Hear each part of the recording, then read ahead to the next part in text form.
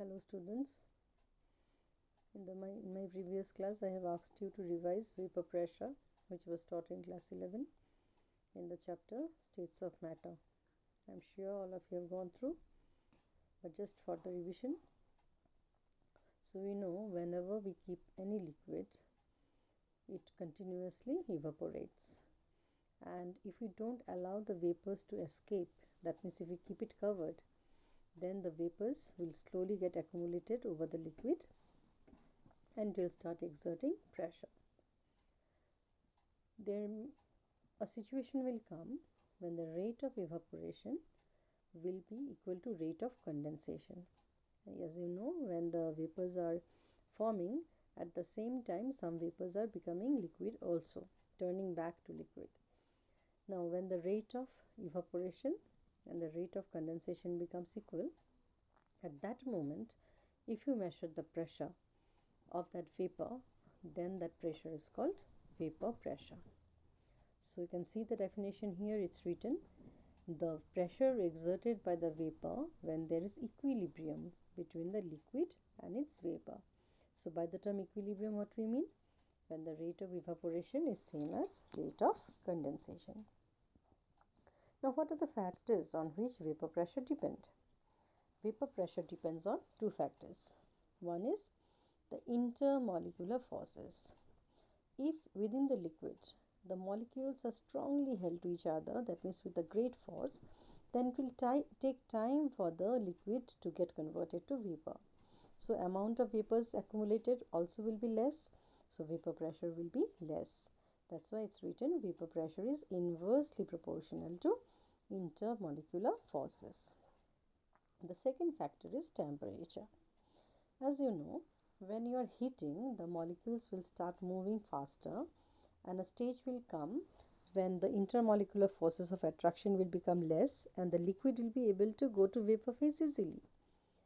So more is the temperature, more easily the liquid will get converted to vapor, more vapors will be accumulated over the liquid, and more will be the vapor pressure. So the relation is directly proportional, which is very clearly shown here.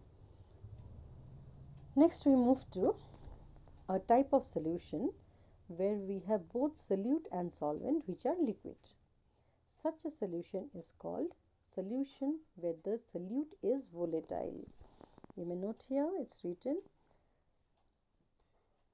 volatile solute, solution for volatile solute, and it is governed by a law called Raoult's law. You may check the spelling of Raoult's, R-A-O-U-L-T. You can see so many vowels have been put together. Quite often we make mistake in writing the spelling of Raoult's. So please be little careful in remembering the name. Now what did Raoult say?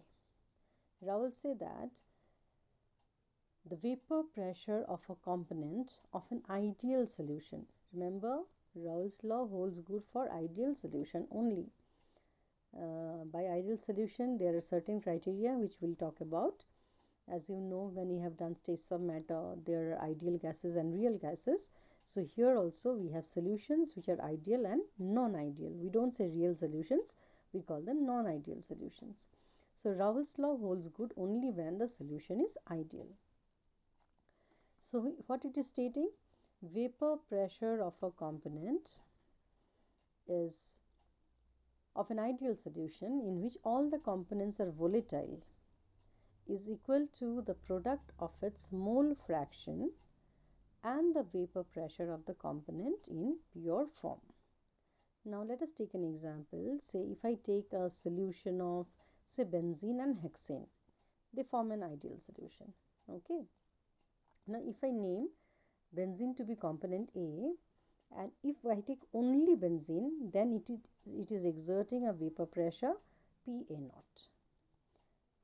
Then I take with hexane I label it as B, and it will also exert a vapor pressure PB0. Remember, PA0 and PB0 are the vapor pressures of pure components A and B. That means before we mix them. Now after I mix them, we'll have certain composition of component A, that is labeled as chi A, and certain composition for B, and that we label as chi B. So we have mole fractions of A as chi A and mole fraction of B as chi B when the two are mixed in certain proportions. Now once we mix, then the vapors over the solution will not be same as PA0 and PB0 anymore. They will have new vapor pressures, and that is labeled as PA and PB. So you note here we have written, let PA and PB are the vapor pressures of A and B in solution. So we have three things here: PA, which is the vapor pressure of component A in solution; PA0, which is vapor pressure of the pure component A, that means before mixing; and chi A is the mole fraction of component A after mixing, that means in solution. Then according to Raoult's law, what we say? Raoult's law says that PA is equal to PA0 chi A and PB will be equal to PB0 chi B. You may notice here it is very similar to Henry's law, which we have learned. Henry's law, only PA0 and PB0, they were replaced by Henry's law constant, that was KH.